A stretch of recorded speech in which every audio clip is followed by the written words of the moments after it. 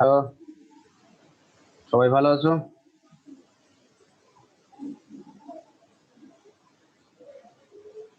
Response করো, শুনতে পাচ্ছ সবাই? হ্যাঁ স্যার, শোনা। আর স্লাইড দেখা যাচ্ছে? দেখা যাচ্ছে। হ্যাঁ স্যার। আচ্ছা, আগের যে লেকচার গুলো দিয়েছে সেখানে কারো কোনো সমস্যা আছে? স্যার, আচ্ছা, তাহলে আমরা আজকের ক্লাস শুরু করছি। তো অনলাইন ক্লাসে তোমাদের স্বাগতম জানাচ্ছি। আমি আজকের ক্লাস পরিচালনায় doctor Mohammad Mahbub Hasan, associate professor, biology department, Dhaka City College. আজকের আলোচ্য যে বিষয়গুলো আছে সেগুলো হলো মাইটোকন্ড্রিয়ার ভৌত গঠন, রাসায়নিক গঠন, কাজ। আরেকটা অঙ্গাণু গোলজি বস্তু, গোলজি বস্তুর ভৌত গঠন, রাসায়নিক গঠন, কাজ। এই দুইটা অঙ্গাণুর আমরা পড়াবো।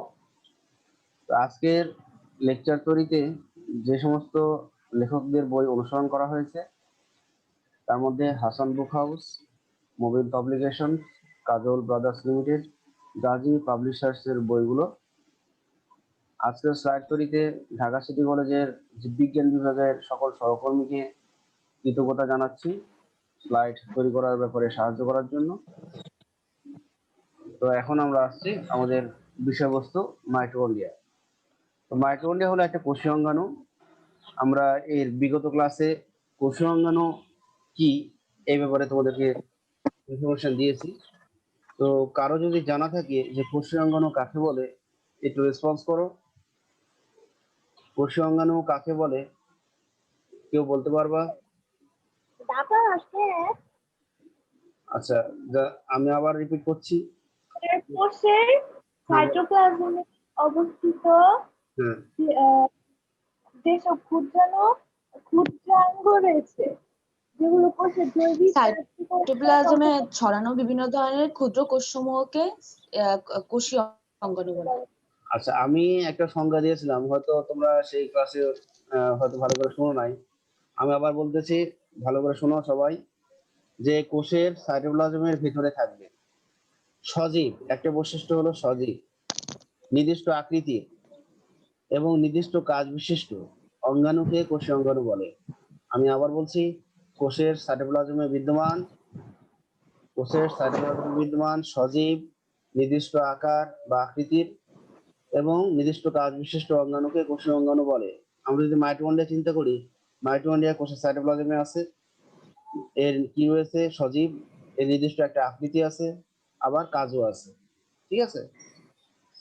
তো মাইটোকন্ড্রিয়া হলো একটা কোষীয় অঙ্গাণু যেটা উদ্ভিদ কোষ এবং প্রাণী কোষ উভয়ের ক্ষেত্রেই বিদ্যমান। কোষের সাইটোপ্লাজমে বিক্ষিপ্ত অবস্থায় ছড়ানো দ্বিস্তরী পর্দাবেষ্টিত যেসব অঙ্গাণুতে ক্রেবস চক্র, ফ্যাটি অ্যাসিড চক্র, ইলেকট্রন ট্রান্সপোর্ট সিস্টেম ইত্যাদি ঘটে থাকে এবং কোষের প্রয়োজনীয় শক্তি উৎপন্ন হয়, সেসব অঙ্গাণুকে মাইটোকন্ড্রিয়া বলে। তাহলে মাইটোকন্ড্রিয়ার বৈশিষ্ট্যগুলো কি কি? অবশ্যই দ্বিস্তরী পর্দা দ্বারা আবৃত থাকবে, এর মধ্যে ক্রেবস চক্র, ফ্যাটি অ্যাসিড চক্র, ইলেকট্রন ট্রান্সপোর্ট সিস্টেম ইত্যাদি ঘটবে এবং ইত্যাদির সাহায্যে এটিপি উৎপন্ন করবে। তাহলে সেই অঙ্গাণুকে আমরা বলবো মাইটোকন্ড্রিয়া। কোষের যাবতীয় যৌগনিক কাজে শক্তি সরবরাহ করে বলে মাইটোকন্ড্রিয়াকে পাওয়ার হাউস বা শক্তিঘর বলা হয়। কোষের মোট আয়তনের প্রায় 20 ভাগ হলো মাইটোকন্ড্রিয়া। তোমরা নিশ্চয় জানো যে একটা কোষে মাইটোকন্ড্রিয়ার সংখ্যা কত? কেউ বলতে পারবা? একটা কোষে মাইটোকন্ড্রিয়ার সংখ্যা কতগুলো থাকে? একটা কোষে মাইটোকন্ড্রিয়া, বলো। কোষে সাধারণত 300 থেকে 400টি। হ্যাঁ, ঠিক আছে, থ্যাংক ইউ।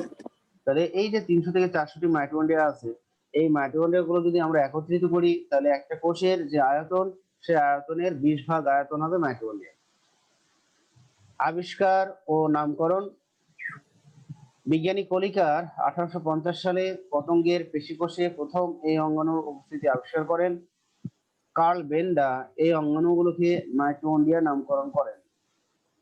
তাহলে এখানে হলো আবিষ্কারক হলো কলিকার, আর নামকারক হলো কার্ল বেন্ডার। তোমরা কার্ল বেন্ডার নাম শুনেছো হয়তো, কিন্তু কলিকারের নাম হয়তো অনেকেই শোনো নাই।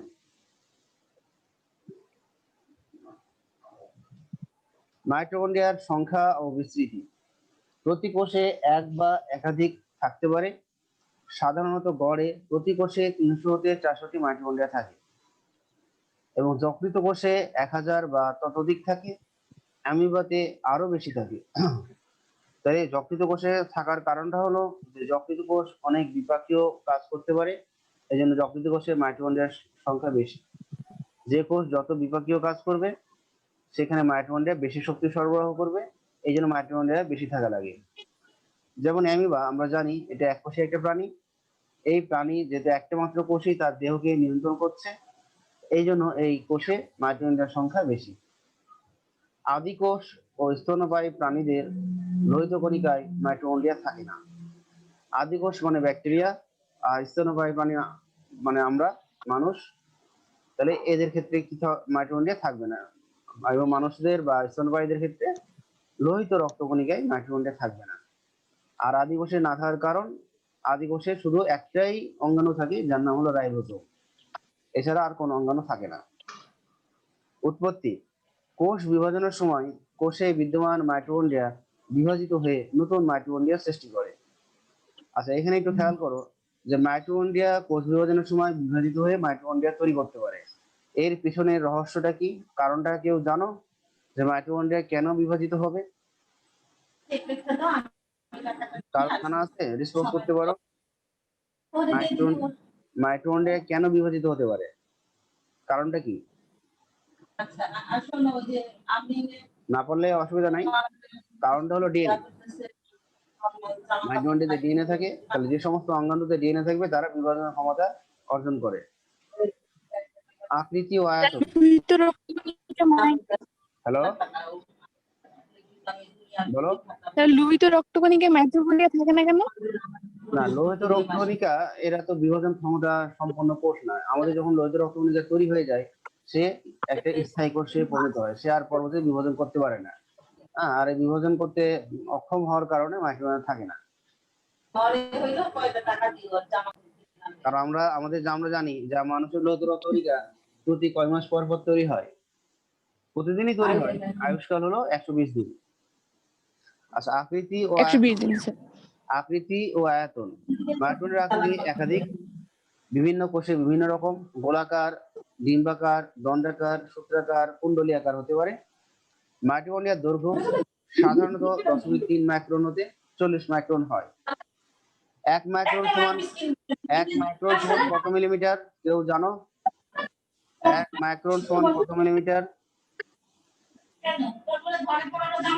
কারো জানা আছে?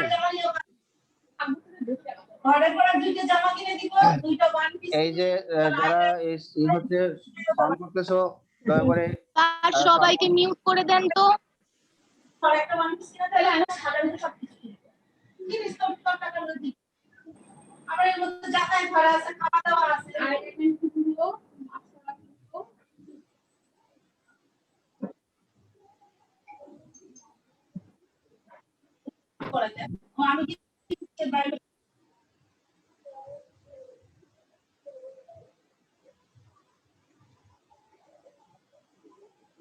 আচ্ছা, তাহলে এখন আসছি আমরা আবরণী।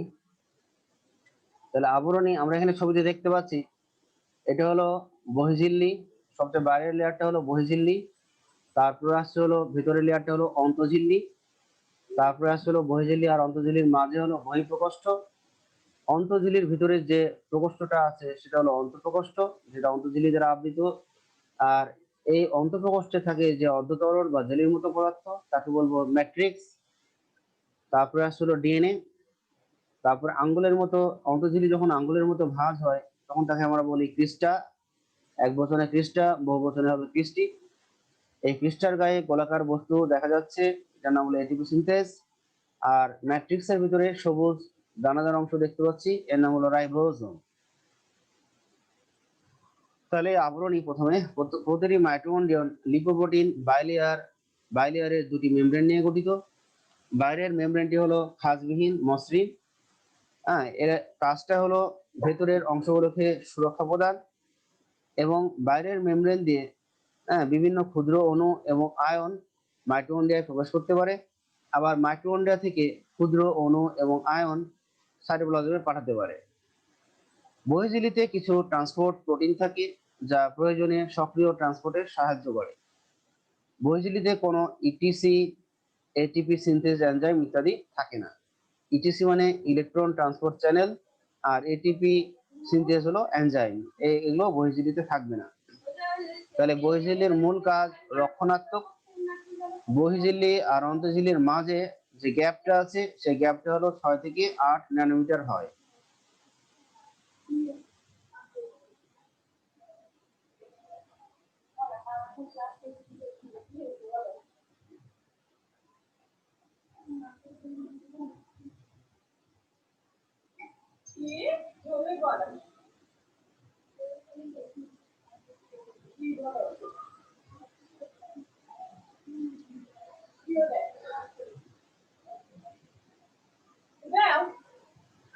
আচ্ছা, এবার আসি মাইটোকন্ড্রিয়ার ভৌত গঠন। মাইটোকন্ড্রিয়ার ভৌত গঠন সেটা হলো যে মাইটোকন্ড্রিয়ার ভৌত গঠনে হলো প্রকোষ্ঠ। প্রকোষ্ঠ কয়টি আছে? 2টি আছে। আমরা একটু আগে জানলাম যে বহিস্থ প্রকোষ্ঠ আর একটা হলো অন্তঃপ্রকোষ্ঠ, বহিঃপ্রকোষ্ঠ। তাহলে দুই মেমব্রেনের মাঝখানের ফাঁকা স্থান যা কোএনজাইম এ সমৃদ্ধ তরলে পূর্ণ থাকে তাকে বলবো বহিঃপ্রকোষ্ঠ। এই যে এটা হলো বহিঃপ্রকোষ্ঠ। বহির্ঝিল্লি আর অন্তঃঝিল্লির মাঝখানে এই প্রকোষ্ঠের নাম হলো বহিঃপ্রকোষ্ঠ, আর এখানে থাকবে কোএনজাইম এ সমৃদ্ধ তরল। অন্তঃপ্রকোষ্ঠ ভেতরের ঝিল্লি বা মেমব্রেন দিয়ে আবদ্ধ কেন্দ্রীয় অঞ্চল যা জেলির ন্যায় ধাত্র বা ম্যাট্রিক্স দ্বারা পূর্ণ থাকে, সেটাই হলো অভ্যন্তরীণ কক্ষ বা প্রকোষ্ঠ। হ্যাঁ, এটা এই অংশটা হলো অভ্যন্তরীণ কক্ষ বা প্রকোষ্ঠ। এটি ম্যাট্রিক্স দ্বারা পূর্ণ থাকে। ক্রিস্টি বা প্রবর্ধক, তাহলে অন্ত পর্দাটি নির্দিষ্ট ব্যবধানে ভেতরের দিকে ভাঁজ হয়ে আঙ্গুলের মতো প্রবর্ধক সৃষ্টি করে, এদেরকে ক্রিস্টি বলে। আমরা ইতিমধ্যে জেনেছি একটা ভাঁজকে বলবো ক্রিস্টা আর একাধিক ভাঁজকে বলবো ক্রিস্টি। এই ক্রিস্টিতে এটিপি সিনথেজ, ইটিএস বা ইটিসি থাকে। এটিপি সিনথেজ হলো এনজাইম, আর ইটিএস মানে ইলেকট্রন ট্রান্সপোর্ট সিস্টেম বা ইলেকট্রন ট্রান্সপোর্ট চ্যানেল ইত্যাদি থাকবে। ক্রিস্টির মধ্যবর্তী ফাঁকা স্থানকে অন্তঃক্রিস্টি ফাঁকা স্থান বলে, যা বহিঃপ্রকোষ্ঠের সাথে সংযুক্ত। তাহলে এখানে আমরা একটা এটিপি সিনথেজের ছবি দেখতে পাচ্ছি, আর এগুলোকে বলা হচ্ছে ইলেকট্রন ট্রান্সপোর্ট চ্যানেল। এরা ইলেকট্রনকে ক্যারি করে। তো এটিপি সিনথেজের কয়টা অংশ? এটিপি সিনথেজের 3টা অংশ। আমরা এই যে পিঙ্ক কালারের গঠনটা দেখতে পাচ্ছি, বাইরের গোলাকার এটা হলো মাথা, তার মাথার সাথে লেগে আছে একটা দণ্ডের মতো অংশ, এর নাম হলো স্টক বা বৃন্ত, আর নিচে হলো বেস বা ভিত্তি। তাহলে এটিপি সিনথেসিসের 3টা অংশ, প্রথমে মাথা, তারপর বৃন্ত, তারপর হলো ভিত্তি। আমরা একটা রঙিন ছবি দেখতে পাচ্ছি মাইটোকন্ড্রিয়া। ইতিমধ্যে আমরা একটা হাতে আঁকা ছবি দেখাইছি। এখানে আমরা দেখতে পাচ্ছি এটা বহির্ঝিল্লি, এটা হলো অন্তঃঝিল্লি। অন্তঃঝিল্লির ভাঁজগুলো হলো ক্রিস্টি, ডিএনএ, সবুজ দানাগুলো রাইবোজোম। এখানে অন্তঃঝিল্লি দ্বারা আবৃত এটা হলো ম্যাট্রিক্স, আর এটা হলো আন্তঃমেমব্রেন ফাঁক। দুই ঝিল্লির মাঝখানে যে ফাঁকটা বলছে বহিঃপ্রকোষ্ঠ বা আন্তঃমেমব্রেন ফাঁক। এটিপি সিনথেস এটাগুলো নাম হলো এটিপি সিনথেস।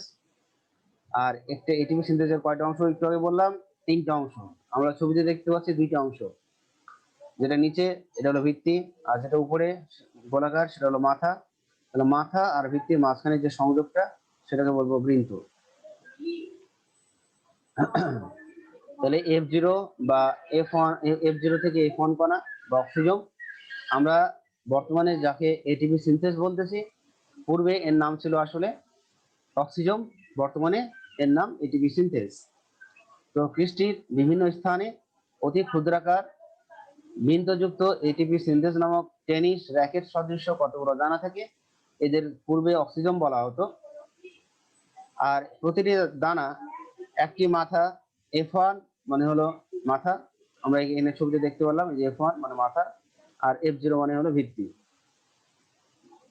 আর এদের মাঝখানে আছে একটা বৃন্ত। তাহলে একটা এটিপি সিনথেস 3টে অংশ নিয়ে গঠিত: মাথা, বৃন্ত এবং ভিত্তি।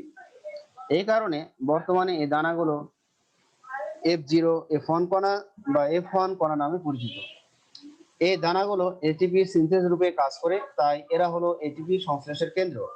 সংশ্লেষ মানে তৈরি করা বোঝায়। তাহলে এটিপি সিনথেস যে এনজাইম গুলো আছে, এই এনজাইম গুলো এটিপি তৈরি করে থাকে।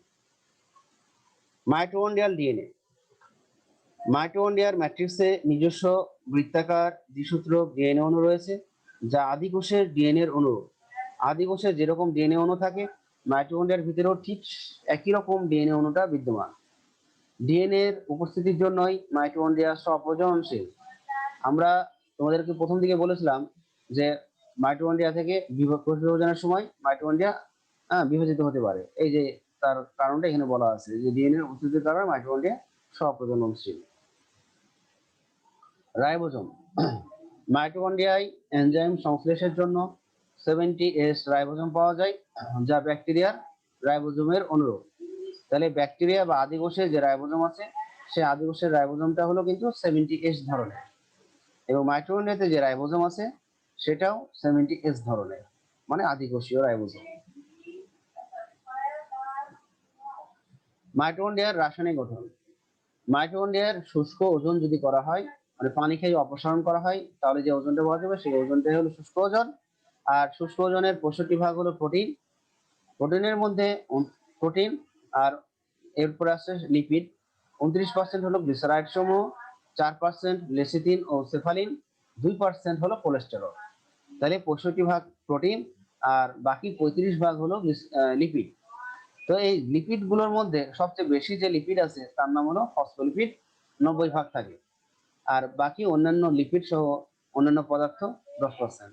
এই 10% এর মধ্যে fatty acid, carotenoid, vitamin E, কিছু অজৈব পদার্থ থাকবে। আমরা এর মধ্যে জেনেছি যে মাইটোকন্ড্রিয়ার ঝিল্লি লিপোপ্রোটিন সমৃদ্ধ। মাইটোকন্ড্রিয়াতে প্রায় 100 প্রকারের এনজাইম ও কোএনজাইম রয়েছে। এছাড়া এতে 0.5 আরএনএ ও সামান্য ডিএনএ থাকে। মাইটোকন্ড্রিয়ার অন্তঃঝিল্লিতে কার্ডিওলিপিন নামক বিশেষ ফসফোলিপিড থাকে। তাহলে মাইটোকন্ড্রিয়ার ভিতরে যে ঝিল্লি আছে সেই ঝিল্লিতে কার্ডিওলিপিন নামক আরো বিশেষ ফসফোলিপিড রয়েছে। মাইটোকন্ড্রিয়ার কাজ। কোষের যাবতীয় কাজের জন্য শক্তি উৎপন্ন ও নিয়ন্ত্রণ করা, শোষণের জন্য প্রয়োজনীয়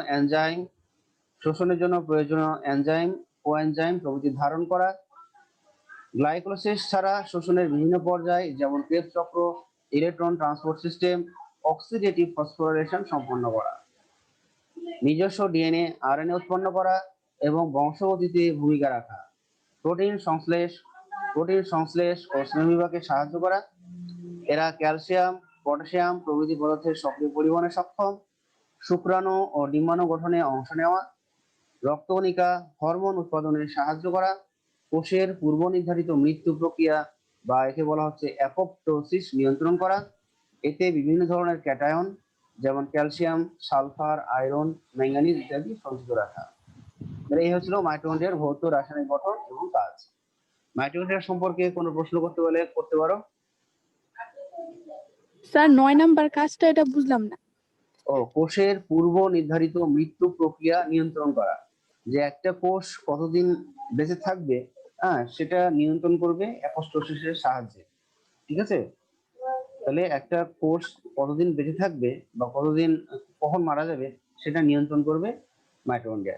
এটাকে বলতেছি আমরা অ্যাপোপ্টোসিস। স্যার এটা কিভাবে নিয়ন্ত্রণ করবে? সিস্টেমটা যে শক্তি উৎপন্ন করা ছেড়ে দিবে, মাইটোকন্ড্রিয়া শক্তি উৎপন্ন করা ছেড়ে দিবে, তখন আস্তে আস্তে সে মৃত্যুর দিকে ধাবিত হবে। কোষটা বিভিন্ন কারণে হতে পারে অ্যাপোপ্টোসিস, কোষটা আক্রান্ত হলে হতে পারে, বা কোষের পুষ্টি সরবরাহ কমে গেলে হতে পারে। আর মাইটোকন্ড্রিয়া সম্পর্কে কোনো প্রশ্ন আছে? স্যার কোএনজাইম মানে কি? কোএনজাইমটা হলো আসলে কোএনজাইমটা হলো কনজুগেটেড এনজাইম বা যৌগিক এনজাইমের একটা অপ্রোটিন অংশ। হ্যাঁ, অপ্রোটিন অংশকে আমরা বলবো তোমার হলো প্রস্থেটিক গ্রুপ। আর এই প্রস্থেটিক গ্রুপটা যদি জৈব যৌগ দ্বারা গঠিত হয় তখন তাকে বলা হয় কোএনজাইম। আমরা এটা আসলে 3 নম্বর যে চ্যাপ্টার আছে কোষ রসায়ন, ওখানে এই বিষয়গুলো বিস্তারিত আমরা পরবর্তীতে তোমাদের জানাবো। আপাতত তুমি এটুকু জেনে রাখতে পারো, কোএনজাইম মানে হলো এনজাইমের সহকারী। হ্যাঁ, এনজাইমকে কাজ করতে কোএনজাইম সহায়তা করে, এটাই হলো এখন মেন কাজ। আর এর গঠন সম্পর্কে জানতে হলে আমরা কোষ রসায়ন চ্যাপ্টারে বিস্তারিত জানাবো। ওকে, ঠিক আছে। আচ্ছা, গোলজি বস্তু, আমরা আরেকটা অঙ্গাণুতে চলে এসেছি, গোলজি বস্তু। তো এই গোলজি বস্তু এটাও কিন্তু উদ্ভিদ কোষে এবং প্রাণী কোষে উভয় কোষে বিদ্যমান। নিউক্লিয়াসের কাছাকাছি এটি অবস্থিত। দ্বিস্তর বিশিষ্ট একক পর্দা বা ঝিল্লি বেষ্টিত চ্যাপ্টার থলির মতো ক্ষুদ্র গহ্বরের মতো যেসব সাইটোপ্লাজমিক অঙ্গাণু পরস্পর সমান্তরালে থাকে তাদের গোলজি বস্তু বলে। তাহলে গোলজি বস্তুর অবস্থান নিউক্লিয়াসের কাছাকাছি, এর দ্বিস্তরী পর্দা রয়েছে, চ্যাপ্টার থলির মতো হতে পারে অথবা ক্ষুদ্র গহ্বরের মতো হতে পারে, এবং এই থলি হোক বা গহ্বর গুলোই হোক এরা সমান্তরালে থাকবে, তাকেই আমরা বলবো গোলজি বস্তু। আবিষ্কার ও নামকরণ, ইতালীয় স্নায়ুতত্ত্ববিদ ক্যামিলো গোলগি 1898 সালে প্রথমে পেঁচা ও বিড়ালের স্নায়ুকোষে এটি দেখতে পান, এবং তার নাম অনুসারে পরবর্তীতে এই অঙ্গাণুর নাম রাখা হয়েছে গোলগি বডি। তাহলে ক্যামিলো গোলগি, তার নামের সাথে এর নামকরণ মিল রয়েছে। গোলগি বস্তুর সিনোনিম বা বিভিন্ন নাম: গোলজি কমপ্লেক্স, গোলজি অ্যাপারেটাস, ডিকটিওজোম, ইডিওজোম, লিপোকন্ড্রিয়া ইত্যাদি। গোলজি বস্তুকে কোষের ট্রাফিক পুলিশ, প্যাকেজিং কেন্দ্র বলা হয়। হ্যাঁ, তো কেন ট্রাফিক পুলিশ বা কেন প্যাকেজিং কেন্দ্র বলা হচ্ছে আমরা বর্ণনাটা শেষ করি, তারপর আমরা জেনে যাব। উৎপত্তি: মসৃণ এন্ডোপ্লাজমিক রেটিকুলাম থেকে এর উৎপত্তি, এটা বলেন স্নার এবং নভিকভ 1962 সালে। আবার কেউ কেউ বলেন নিউক্লিয়ার মেমব্রেন থেকে, যেমন বার্চ 1965 সালে। কেউ বলেন কোষঝিল্লি থেকে, ড্যানিয়েলি 1964 সালে বলেন যে কোষঝিল্লি থেকে উৎপন্ন হয় গোলজি বস্তু। অবস্থান ও স্যার এই বিস্তৃতি। বিজ্ঞানীগুলো কি মুখস্থ হ্যাঁ করতে বলো। হবে?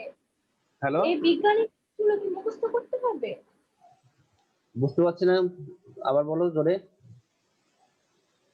বললাম স্যার এই বিজ্ঞানীর নামগুলো কি মুখস্থ করতে হবে? শোনা যায় না, একটু জোরে বলতে হবে। স্যার বলছে যে বিজ্ঞানীর নামগুলো কি মুখস্থ করতে হবে?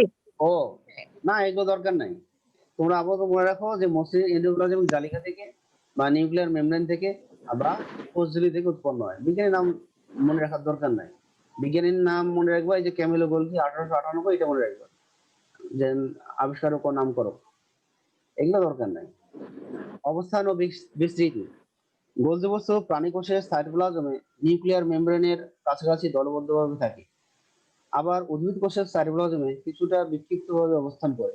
তাহলে গোলজি বস্তু প্রাণী কোষে একভাবে থাকে, উদ্ভিদ কোষে আরেকভাবে থাকে। প্রাণী কোষে থাকে নিউক্লিয়াসের সন্নিকটে দলবদ্ধভাবে, আর উদ্ভিদ কোষে থাকে সাইটোপ্লাজমে বিক্ষিপ্তভাবে।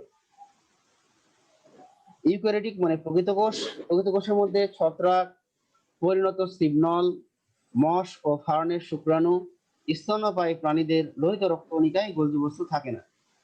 তাহলে এই সমস্ত কোষগুলোতে গোলজি বস্তু থাকবে না।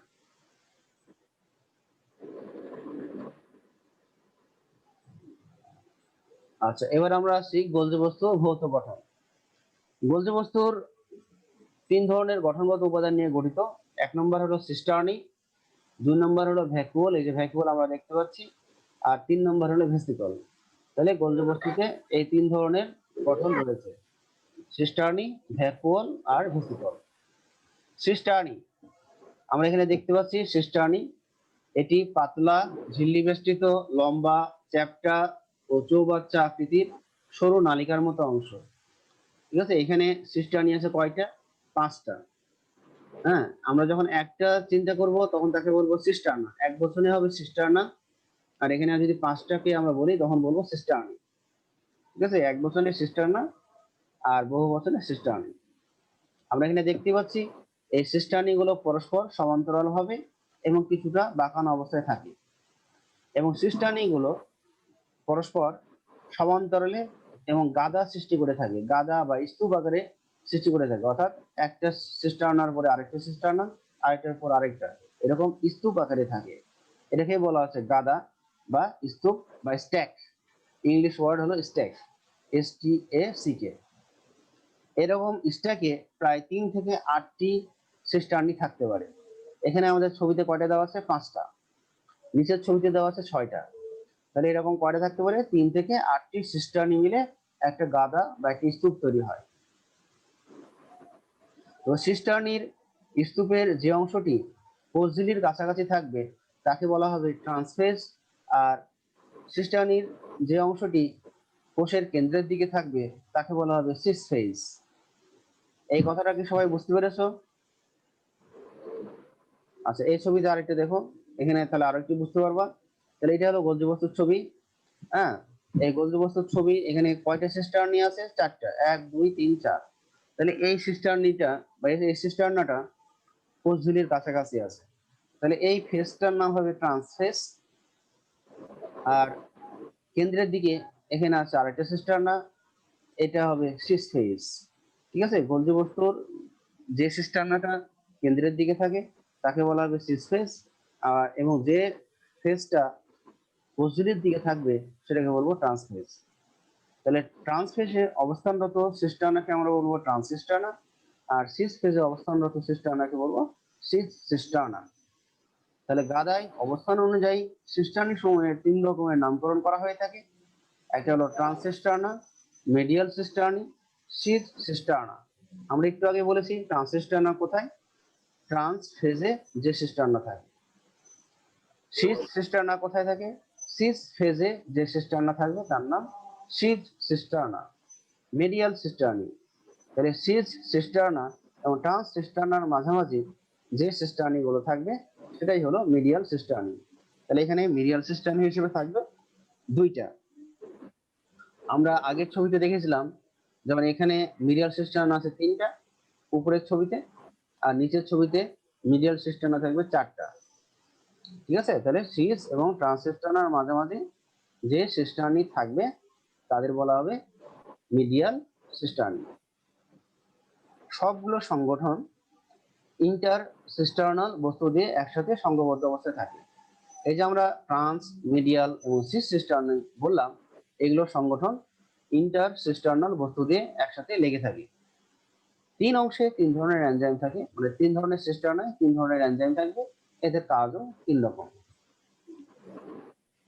আচ্ছা, এখন আমরা আসছি, তোমাদের একটু আগে পড়ালাম যে গোলজি বস্তুকে কি বলা হয়? Traffic police. আর এটা কি বলা হয়?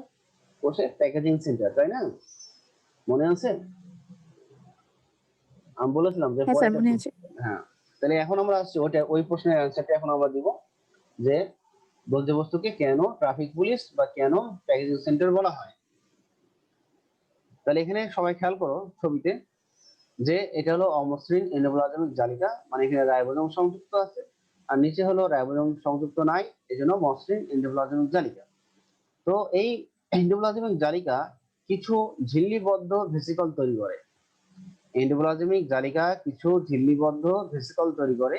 এই ভেসিকল গুলো যখন এন্ডোপ্লাজমিক জালিকা থেকে নিঃসৃত হয় তখন সেই ভেসিকলের নাম হবে ট্রানজিশন ভেসিকল। সবাই কি ট্রানজিশন ভেসিকল কাকে বলে বুঝতে পেরেছো? তাহলে ট্রানজিশন ভেসিকল কে তৈরি করে? এন্ডোপ্লাজমিক জালিকা। ট্রানজিশন ভেসিকল তো আবার আবার বলতেছি, তাহলে অমসৃণ এন্ডোপ্লাজমিক জালিকা, মসৃণ এন্ডোপ্লাজমিক জালিকা কি তৈরি করে? কিছু ঝিল্লিবদ্ধ ভেসিকল তৈরি করে। ঠিক আছে, এন্ডোপ্লাজমিক জালিকার কিছু দ্রব্য উৎপন্ন হয়, আর এই দ্রব্যগুলো একটা ঝিল্লি দ্বারা আবদ্ধ হয়ে একটা ভেসিকল তৈরি করে, আর এই ভেসিকলের নামই হবে transition vesicle. Clear? Transition vesicle কাকে বলে বোঝা গেছে? ট্রানজিশন ভেসিকল তাহলে হ্যাঁ কে স্যার। তৈরি করে? স্যার বলো। স্যার এখানে যে অমসৃণ আর মসৃণ দুইটা মিলে কি ট্রানজিশন ভেসিকল তৈরি করে? হ্যাঁ, অমসৃণও তৈরি করে, মসৃণও তৈরি করে, দুটোই তৈরি করে। তাহলে ওখান থেকে যখন উৎপন্ন দ্রব্যগুলো ঝিল্লি দ্বারা আবদ্ধ হয়ে বের হয় তখন সেই ভেসিকলের নাম হবে ট্রানজিশন ভেসিকল। আচ্ছা, এই ট্রানজিশন ভেসিকল এখন গোলজি বস্তুর কোথায় আসছে? সিজ সিস্টার্নায় আসছে। সিজ সিস্টার্নায় আসছে। সিজ সিস্টার্না থেকে যাবে মিডিয়াল সিস্টার্নি, সেখান থেকে যাবে ট্রান্স সিস্টার্নায়। ট্রান্স সিস্টার্না থেকে এই ভেসিকল গুলো সিক্রেটরি ভেসিকল রূপে বের হয় এবং কোষঝিল্লির কাছাকাছি যায়। তাহলে এখানে আমরা বললাম ট্রানজিশন ভেসিকল প্রথমে সিস্টার্না, তারপরে মিডিয়াল সিস্টার্না, তারপরে ট্রান্স সিস্টার্না হয়ে সেক্রেটরি ভেসিকল রূপে বের হয় এবং কোষঝিল্লির কাছাকাছি পৌঁছায়। ঠিক আছে, তাহলে এইভাবে ভেসিকল গুলো এরকম গোলজি বস্তু দ্বারা বাহিত হয়ে কোষঝিল্লির কাছাকাছি আসে। তাহলে আমরা একটু আগে বলেছি যে গোলজি বস্তুকে কোষের প্যাকেজিং সেন্টার বলা হয়, কারণ সেই কি করো যে ট্রানজিশন ভেসিকলকে গোলজি বস্তু একটা নির্দিষ্ট হ্যাঁ প্যাকেট জাতের মাধ্যমে নির্দিষ্ট ওয়েতে সে কি করলো বহন করে পরবর্তীতে সেটা সিক্রেটরি ভেসিকল আকারে বের করলো এবং বের করে কোষঝিল্লির কাছাকাছি পৌঁছায় দিল। এই জন্য একে বলা হচ্ছে কোষের প্যাকেটজাত কেন্দ্র। অন্যের সৃষ্ট দ্রব্যাদিকে সে কি করলো এরকম গোলজি বস্তু প্যাকেটজাতের মাধ্যমে সে কোষঝিল্লির কাছাকাছি নিয়ে আসলো। আবার একই সাথে একে বলা হচ্ছে ট্রাফিক পুলিশ। ট্রাফিক পুলিশ এই কারণে বলা হচ্ছে যে ট্রাফিক পুলিশ কি করে, রাস্তায় যখন গাড়ির সমারোহ অনেক বেড়ে যায় তখন ট্রাফিক সেই যানজট মুক্ত করে দেয়। তো এখানেও ঠিক তাই, ট্রানজিশন ভেসিকলকে কি করবে, গোলজি বস্তু একটা নির্দিষ্ট গাইড অনুসরণের মাধ্যমে সে প্রথমে সিস্টার্না, তারপরে মিডিয়াল সিস্টার্না, তারপর ট্রান্স সিস্টার্না হয়ে তারপর সেক্রেটারি ভেসিকল আকারে বের হয়ে কোষঝিল্লির কাছাকাছি পাঠিয়ে দিল। এই জন্য একে বলা হচ্ছে ট্রাফিক পুলিশ। এই ট্রানজিশন ভেসিকল প্রথমেই মিডিয়াল সিস্টার্নিতে আসতে পারবে না বা প্রথমেই ট্রান্স সিস্টার্নায় আসতে পারবে না, তাকে সিস্টার্না, মিডিয়াল সিস্টার্নি, ট্রান্স সিস্টার্না হয়েই আসতে হবে। নির্দিষ্ট গাইড বা নির্দিষ্ট পথ অনুসরণ করেই তাকে আসতে হবে। ট্রাফিক পুলিশেও যেমন যে তোমাকে গাড়িকে যখন বলবে তোমাকে ডান দিক দিয়ে যেতে হবে, ডান দিক দিয়ে যাবে, ওর কিন্তু বাম দিকে যাওয়ার কোনো উপায় থাকে না।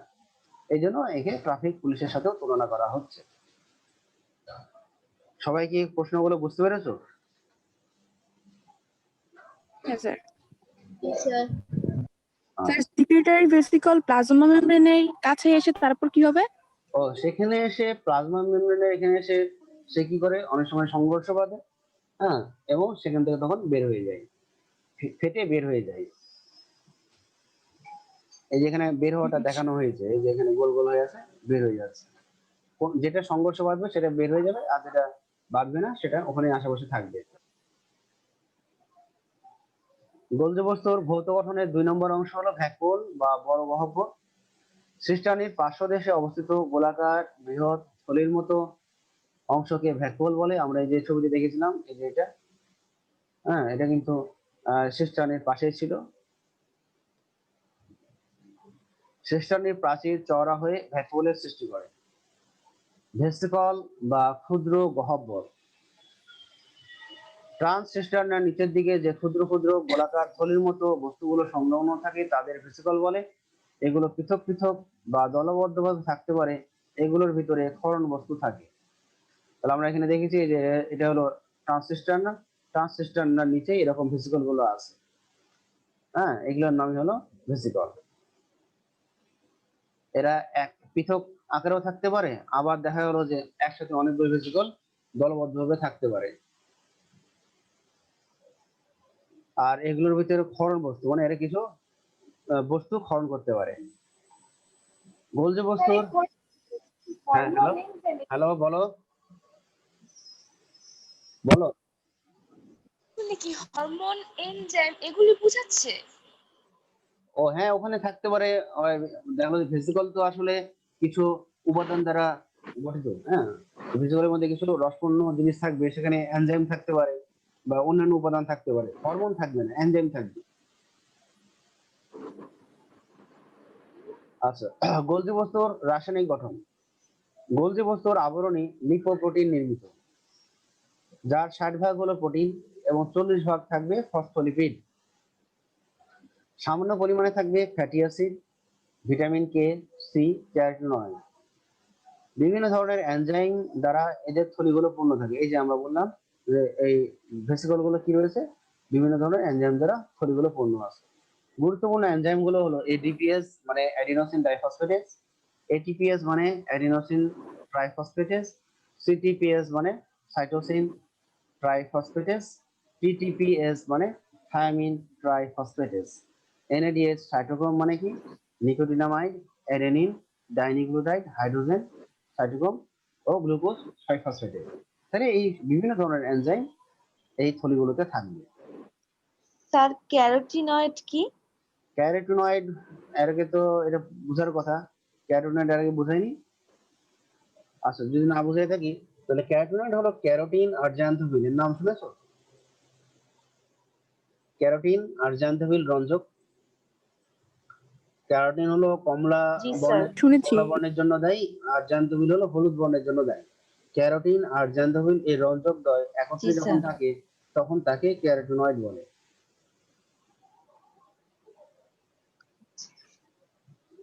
আচ্ছা, এবার আসছি আমরা কাজ। হরমোন সহ বিভিন্ন বিপাকীয় দ্রব্য ক্ষরণ ও নিঃসরণ করে, কোষ প্রাচীর ও প্লাজমা মেমব্রেন গঠনে সাহায্য করে, লাইসোজোম তৈরি করে, শুক্রাণু গঠনের সময় অ্যাক্রোজোম উৎপাদনে সাহায্য করে, প্রোটিন ও ভিটামিন সি সঞ্চয় করে, মাইটোকন্ড্রিয়ায় এটিপি সৃষ্টির জন্য প্রয়োজনীয় এনজাইম উৎপন্ন করে, কোষ বিভাজনের সময় ফসফেট তৈরি করে। উদ্ভিদ কোষে গোলজি বস্তুর প্রধান কাজ বিভিন্ন পলিস্যাকারাইড সংশ্লেষণ ও পরিবহনে অংশগ্রহণ, তাই উদ্ভিদ কোষে গোলজি বস্তুকে কার্বোহাইড্রেট ফ্যাক্টরি বলা হয়। তাহলে এখানে আমরা গোলজি বস্তুর আরো একটা পেলাম যে উদ্ভিদ কোষের গোলজি বস্তুকে কার্বোহাইড্রেট ফ্যাক্টরি বলার কারণ কি। এটাও অনেক সময় 1 মার্কের জন্য বা 2 মার্কের জন্য আসতে পারে। তাহলে তখন বলবা কি যে উদ্ভিদ কোষের গোলজি বস্তু কি করে বিভিন্ন ধরনের পলিস্যাকারাইড সংশ্লেষ বা তৈরি করতে পারে এবং এই কার্বোহাইড্রেট পরিবহনও করে। এই জন্য উদ্ভিদ কোষের গোলজি বস্তুকে কার্বোহাইড্রেট ফ্যাক্টরি বলা হয়। প্রাণী কোষের গোলজি বস্তুকে কার্বোহাইড্রেট ফ্যাক্টরি বলা যায় না, কারণ সেখানে পলিস্যাকারাইড উৎপন্ন করে না। তাহলে আমরা উদ্ভিদ কোষ এবং প্রাণী কোষের গোলজি বস্তুকে আমরা এটা বলতে পারি যে প্যাকেজিং সেন্টার বা ট্রাফিক পুলিশ। কিন্তু উদ্ভিদ কোষের গোলজি বস্তুকে আমরা 3টা বলতে পারি, যে একে ট্রাফিক পুলিশ বলা যেতে পারে, তারপর হলো প্যাকেজিং সেন্টার বলা যেতে পারে, আবার বলা যেতে পারে কার্বোহাইড্রেট ফ্যাক্টরি। ক্লিয়ার? অপ্রোটিন জাতীয় পদার্থের সংশ্লেষণ ঘটায় গোলজি বস্তু। তাহলে এই হলো কাজ। আচ্ছা, এখানে একটা জিনিস অ্যাক্রোজোম, এই জিনিসটা কি সবাই বুঝো? অ্যাক্রোজোম নামটা আগে শুনেছো? অ্যাক্রোজোম না স্যার। কেউ শুনে থাকলে বলতে পারো। না স্যার। না স্যার। আচ্ছা, অ্যাক্রোজোম জিনিসটা কি? যে জি না আমাদের স্যার। আমাদের যে শুক্রাণু আছে, শুক্রাণু 3টা অংশ, একটা হলো মাথা, একটা হলো মধ্যখণ্ড, আর একটা হলো লেজ। তো শুক্রাণুর মাথায় থাকে হলো নিউক্লিয়াস, আর নিউক্লিয়াসের সামনে টুপির মতো একটা গঠন তৈরি হয়, তার নাম হলো অ্যাক্রোজোম। এই অ্যাক্রোজোমটা আসলে গোলজি বস্তু তৈরি করে। তাহলে শুক্রাণুর মস্তকের নিউক্লিয়াসের মাথায় টুপির মতো একটা গঠন তৈরি করে, যার নাম অ্যাক্রোজোম। এই অ্যাক্রোজোম কে তৈরি করে? গোলজি বস্তু। অ্যাক্রোজোমে কি থাকে? এখানে ডিম্বাণুর প্রাচীর বিগলনকারী এনজাইম থাকে। শুক্রাণু যখন ডিম্বাণুর প্রাচীরকে স্পর্শ করে তখন অ্যাক্রোজোম কিছু এনজাইম ক্ষরণ করে, ঠিক আছে, যার ফলে ডিম্বাণুর প্রাচীর নষ্ট হয়ে যায় বা বিগলিত হয়ে যায়। আচ্ছা, গোলজি বস্তু থেকে কারো কোনো প্রশ্ন থাকলে বলো, সময় আর বেশি নাই, 1.5 মিনিট মতো আছে।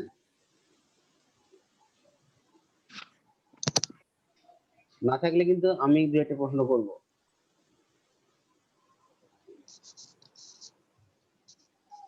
কারো নাই? তাহলে আমি প্রশ্ন করি। আচ্ছা, বলো দেখি সিস ফেজ আর ট্রান্স ফেজ বলতে কি বুঝি? সিস ফেজ এবং ট্রান্স ফেজ বলতে কি বুঝি?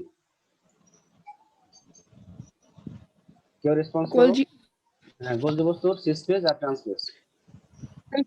গোলজি বস্তুর যে প্রান্তটা কোষের, প্লাজমা মেমব্রেনের সাথে থাকে ওইটাকে বলা হয় ট্রান্সফেজ, আর হ্যাঁ কোষের বলো, প্লাজমা মেমব্রেনের দিকে থাকে ওটাকে হ্যাঁ বলা হয় ট্রান্সফেজ। হ্যাঁ, আর ওটাকে বলা হয় ট্রান্সফেজ। আর হ্যাঁ, যেটা যেটা কোষের, কেন্দ্রের দিকে থাকে, হ্যাঁ কোষের কেন্দ্রের দিকে থাকে ওটাকে বলে ওটাকে বলে হয় cis phase. Cis phase. Good. আর সিস ফেজে অবস্থানকারী সিস্টার্নি হলো সিস সিস্টার্না, আর ট্রান্স ফেজে অবস্থানকারী সিস্টার্নাকে ট্রান্স সিস্টার্না বলে। আচ্ছা, গোলজি বস্তুর আবিষ্কারক কে বা নামকরণ কে করেছেন? আবিষ্কারক কলিকার, আর না নামকরণ না না, ক্যামিলো গোলজি। সরি